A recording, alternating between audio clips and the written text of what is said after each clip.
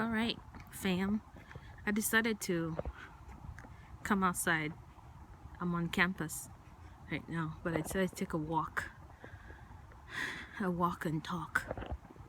So, we all know that we're inching towards the holiday season. For some of us living in diaspora, Thanksgiving here in the States, Christmas is around the corner and stuff. And I think a lot of people who have either lost a mom or a dad begin to feel the absence of their parents, whether your parents are not alive anymore, your mom, dad.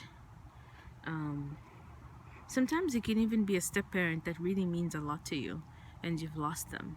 Holiday season can be very tricky. So I lost my mom many years ago. I have an estranged relationship with my father. It's no secret, you all know. And so sometimes I don't know who else feels like this, and so I'm going to just talk about it. Sometimes I feel the absence of a father figure in my life, right? And there are ways in which I will act, but I think those actions are synonymous to the fact that there's an absence, there's a gap of a father figure in my life. Even though I'm about to be 40 in a few weeks, it still doesn't matter. Does that make sense? An absence is an absence. So I can only imagine how somebody who's in their teenage years might feel if there's a gap, if there's a fatherly gap or a fatherly wound in their life. I can only imagine how that person feels. I can only imagine how a person might feel if they're in their early 20s or even still in their formative years. At any age, if you've lost a parent or if you have a parent and the relationship is complicated, it can be very burdensome and saddening for the heart and the soul, right? But let me tell you the goodness of God. So this morning, as I walked to campus, two of my professors were coming up the stairs while I was coming off an elevator in a building. And they're male professors. One is, anyway, it doesn't matter what. So they're walking behind me, and then one of them says, "Serena, how are you this morning?" And I said, "I'm fine." I think my answer was, I'm okay. And he says, just okay? So they caught up with me as they were walking. I tell you, just the human decency of this man, his name is Jed Metzer, just the human decency of him asking me, "How are you doing?" and me giving him a response, right? And him asking more probing questions. But the thing is, he listened and he was responsive in a very empathetic and kind way to whatever it was that I said to him, right? We have a few more weeks left in the semester. So obviously, the stress levels are high for all students everywhere worldwide that are facing finals and stuff like that. And then just life circumstances sometimes can be quite interesting as well. So this man, and him just asking, "How are you doing today?" And with me responding and him showing so much empathy and kindness and listening, just made me feel like, wow, first of all, I'm blessed that I even had this, right? And at the same time, I'm like thinking to myself, this is probably what it feels like to have a loving father in your life. This is probably what it feels like. I think loving fathers take the time to listen to their children. They take the time to find out, hey, how are you doing today? And then they listen to the response and they ask more caring questions. "Oh, is that it? Are you sure you're okay?" And then a dialogue happens. But then what it does to a person like me is that it just lifts the soul to another level. Does that make sense? I didn't go looking for this morning. I was just busy living my life, walking, minding my own business. And from the kindness of this man's heart, he just decided to ask, how are you doing, Serena, today? Right? So I pray the same prayer for you who have anyone out there who has a father who's no longer with them in their life, whether it's because your dad is passed away, or the relationship is estranged like mine, or whatever the circumstances may be, where there's a gap or a father wound in your life. I pray that today, the same blessing I've had this morning is bestowed on you today, where you'll meet someone, possibly a male figure, who has a healthy mind and heart with no ulterior motives. We'll just say hi to you today and really listen to your thoughts, to your concerns, and make you feel seen and heard and validated in some kind of way. I pray for that for you today. I pray that would be what you'll experience, because it just makes the soul feel so good. But at the same time, I just call out to you, my brothers in the community. Some of you may be of parenting age. You may have kids yourself. Some of you don't have kids, but you're still of a fatherly age. I pray that you would be intentional this holiday season, that you really look a sister in the eyes, a growing child, a growing girl, a growing boy. You really take the time and say, hey, how are you doing? And I pray that you really just take the time to listen, because sometimes people say more than just a hello. So it's up to you to discern that. So I'm just putting it out there for all my brothers in the community, those of you who are father age, and even if you are young and you feel like you're not of a father age, but still be intentional this holiday season and just ask a sister, ask a little girl around you, even a grown woman like myself. You just be intentional in the asking of how you're doing, so you can really listen. Because sometimes as women, we just need you men to step up and just listen, and listening without any ulterior motives, just how are you doing, and waiting for the answer and listening. And figuring out the next question to ask that will really show that you are empathetic, that really shows your kindness and your care and your concern, where you're not waiting for a vagina to fall into your lap. You're not waiting for sex to fall into your lap. You're not waiting for a hug. You're not waiting to feel the titties. No, you just want to show genuine concern. And if that's not you, because your mind can't stay clean, then this message is not for you. As a brother out there in the community, skip it, But if you're one person who just wants to make a difference this holiday season in the lives of the women around you, your nieces, your daughters, your friends, female friends, colleagues, or something, I pray that you can just do what Jed Metzer did for me today, where he just kindly asked, Serena, how are you doing?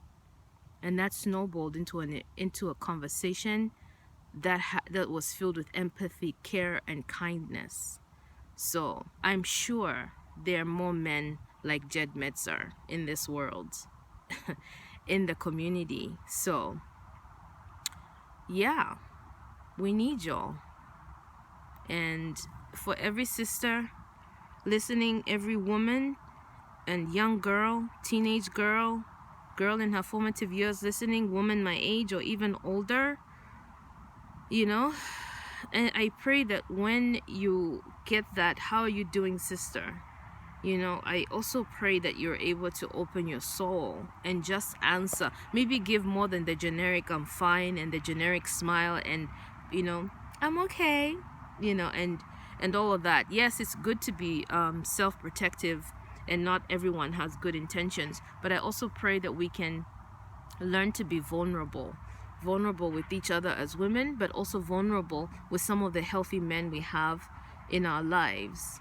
You see what I'm saying? So it could be a professor. You could be on campus and you have healthy professors. Thank God I have this healthy professor today that I met today, and he was able to just ask with kindness how I'm doing today, and that means so much to me. It could be uncles in the family. You could be, even some of you have amazing fathers out there, so you can lean on that. But during this holiday season, we just need each other. And we also need vulnerability. Look what's coming. We just need we just need vulnerability, that the type of vulnerability that begins to heal the soul on a deeper level.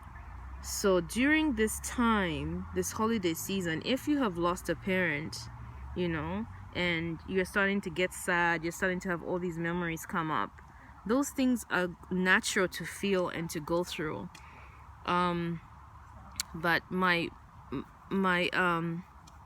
ultimate prayer and wish for you is that you will honor those feelings and those memories in a way that will keep pushing you forward, whether it's writing letters, sitting down and just having time where you sit and think about your lost mom or dad, or you know, even the parents you're estranged from, you know, where you have like strained relationships. You can still think about maybe the good times, if there are any good times. But figure out how to honor yourself, honor your feelings, honor how you're feeling. The last thing that I would want for you is for your feelings to snowball out of control and you start acting out in negative ways. You know, you pick up the bottle and you start to drink, or you move towards drug addiction, you know, because you just want to numb the pain. You move towards having unhealthy sexual relationships, or because all you're trying to do is numb this pain this season. But I hope that you can move to healthier things like journaling and yoga, and maybe exercising more, eating healthier, praying, meditating, leaning on healthy friends, female and male, going to therapy if you can, if you live in a country where it's easy to access therapists, you know, and or just leaning on other family members you know are healthy and will be able to help you process this season. And if you feel like, wow, I really don't have any of that, Serena, like I totally don't have any of that in my life, yeah, that's pretty sad. Does it make sense? But in that sadness, know that God is still there, and God is able to raise even the janitor in your school. He's able to raise even the cook or the orderly, a professor, someone to just smile, look your way and ask you, how are you doing? And take that as a God moment and say, wow, somebody cared to ask me how I was doing. And you respond, you know? And so you see every small interaction as the goodness of God, the goodness of the universe, just wishing you well, wishing you the opportunity to keep moving forward and to heal in the ways that you need to heal.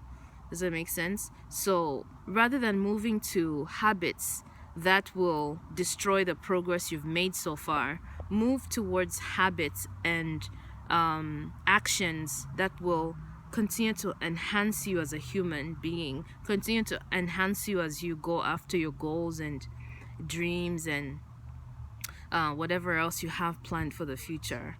So holiday seasons are hard, but we definitely can figure out healthy ways to get through. And if you find yourself down and sad and crying, it's okay to miss your deceased parents. It's okay to miss people that have left your life. It's okay. Holiday seasons can be very tough in that way. All I'm saying is, in those sad moments, move towards healthier people, move towards healthier things that you can get engaged in, even if it means getting up and trying to volunteer somewhere in your neighborhood, maybe a soup kitchen or a clothing pantry, a food pantry in your area. You can volunteer at the hospital and be the person that delivers flowers to people in their rooms. If you're living in back home in Zambia or Zimbabwe, I'm sure there's places where you can volunteer your time, maybe in churches, or I'm pretty sure they have like hospitals, and they have people that they accept as volunteers. But look in your area and see how you can volunteer, or maybe even something as small as watching someone else's kids for a few hours, you know, helping someone clean their home, you know, or just sitting down with someone in the community that is elderly and just having a conversation with them. That's going to uplift you as well.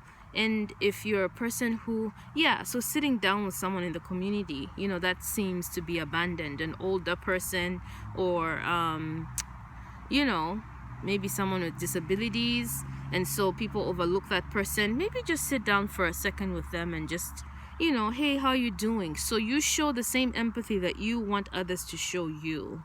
You know, you show the same care and kindness that you would want someone to show you, and trust me, that does lift up the soul. So those are all healthy activities that we can all engage on in as we move towards the holiday season, because the holiday season is definitely a time when a lot of us get sad, especially if we have lost people that we love, like parents, especially moms, dads, and I'm just going to focus on moms and dads in this video.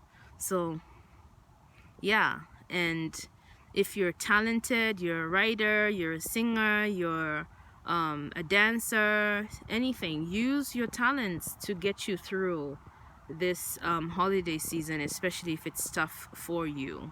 So yeah, have a great day, and I hope that the Lord will use the universe, his angels, to bless you with someone. And when that person says, how are you doing? I hope that you'll take that as, oh wow, you know, as a moment where God has really said, yes, I care for you, and I want to know how you're doing, and how you feel matters to me. And I pray that he sends intentional people who will listen to what you have to say.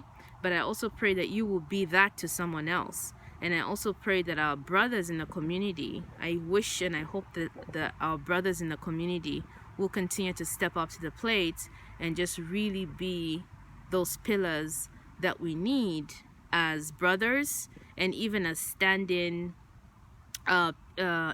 individuals that will continue to help our communities heal from father wounds or father gaps. So I'm not going to focus on mother wounds or mother gaps, just that, because I think the feeling of the gap or the wound from the father aspect was on my mind and heart today, and so I just wanted to focus on that. All right, so this video is not meant to trigger anyone, and it's not meant to offend anyone. It's not meant to start a fight or an argument with anyone. I'm just sharing my thoughts and my feelings, and I'm also sharing a little bit of encouragement, and hoping that if there's anyone else who feels the gap or the wound or the sadness of missing a father and a mother, that they will be uplifted as well and encouraged, and to understand that the sadness happens, it's normal, and that you can still figure out ways to move on in a healthy way. All right, fam, I gotta get back to class. No class, I gotta get back and continue doing some more work. So yeah, send me a text message if you want to talk about this some more. Have a good day.